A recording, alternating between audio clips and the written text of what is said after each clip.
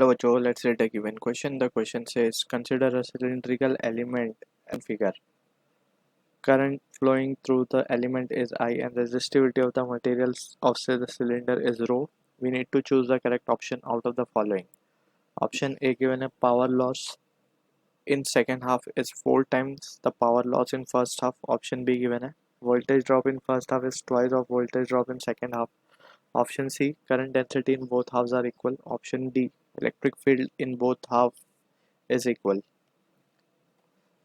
So to understand the question, we need to understand about basic concepts of resistivity या फिर हम इसको resistance specific resistance भी हम कहते हैं. ठीक है, स्पेसिफिक रेजिस्टेंस. और इसके अलावा basic formulae we need to recall over here to solve this question. तो रेजिस्टिविटी बेसिकली इसको डिनोट करते हैं हम रो से.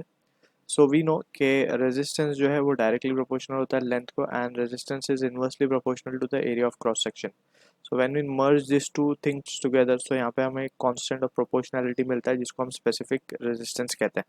ठीक है, and also we need to understand कि स्पेसिफिक रेजिस्टेंस का जो रेसिप्रोकल होता है उसे हम कहते हैं कंडक्टिविटी.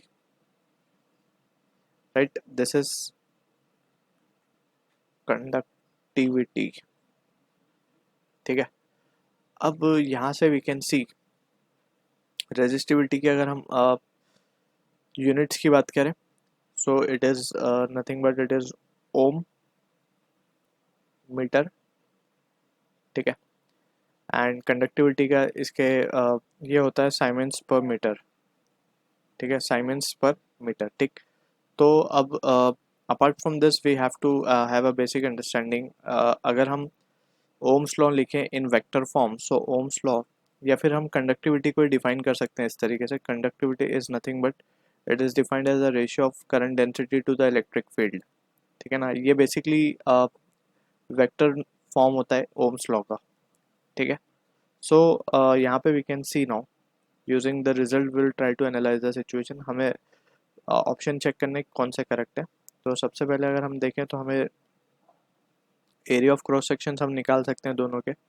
सिलेंड्रिकल गिवन है, यानी कि area of cross section will be circular. Right, तो ये हम लिख सकते हैं A1/A2. अगर हम इसको 1 कह दें, इसको 2 कह दें, तो A1/A2 can be written as 4 pi r square होता है. तो R1/R2 का स्क्वायर. सो R1 तो 2 है और R2 1 है, तो 4/1 ये मिल गया हमें.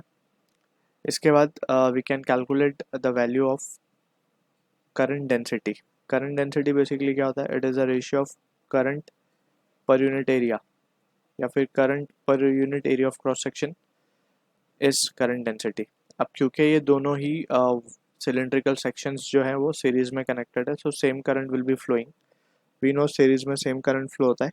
सो यहाँ पे वी कैन से हमें चाहिए था रेशियो दोनों के लिए.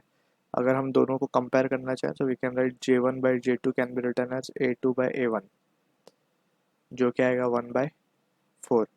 यानी कि करंट डेंसिटी इसमें बोला गया है in both halves are equal, but यहाँ पे हम देख सकते हैं करंट डेंसिटी जो है फर्स्ट में जो है वो 1/4 है सेकेंड की. ठीक है ना, सो दिस इज इनकरेक्ट. अब हमसे पूछा गया है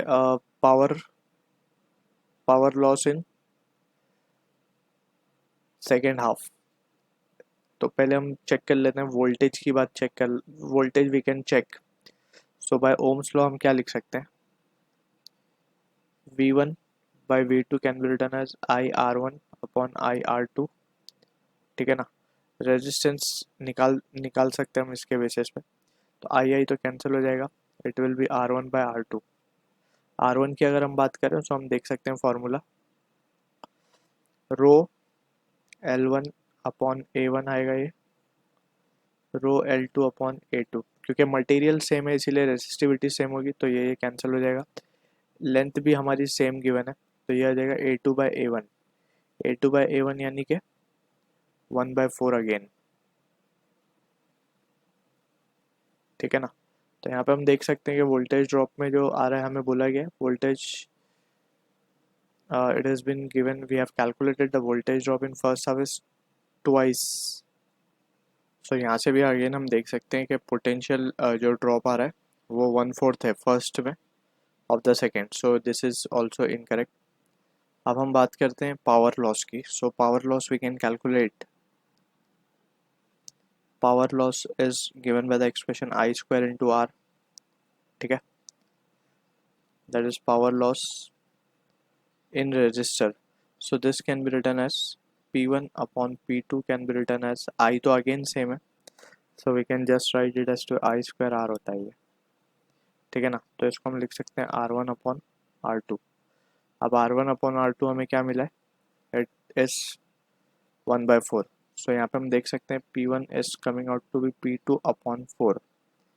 ठीक, तो कुछ ऑप्शन में बोला है power loss in second half is 4 time the power loss in first half, तो हम देख सकते हैं सेकेंड हाफ में it is 4 times of first. So option A जो है हमारा करेक्ट है. अब लास्ट वाला भी ऑप्शन चेक कर लेते हैं हम. लास्ट वाले के लिए we have to just find electric field. जैसे हमने देखा इलेक्ट्रिक फील्ड जो है कंडक्टिविटी अगेन सेम होगी, so will be proportional to the current density, right. सो यहाँ से हम देख सकते हैं J1 upon J2 will be equals to E1 upon E2 and that will be equals to 1/4. So यहाँ पे half equal बोला गया है, so that is again incorrect. So A is the answer to the question. I hope you understood the solution. All the best.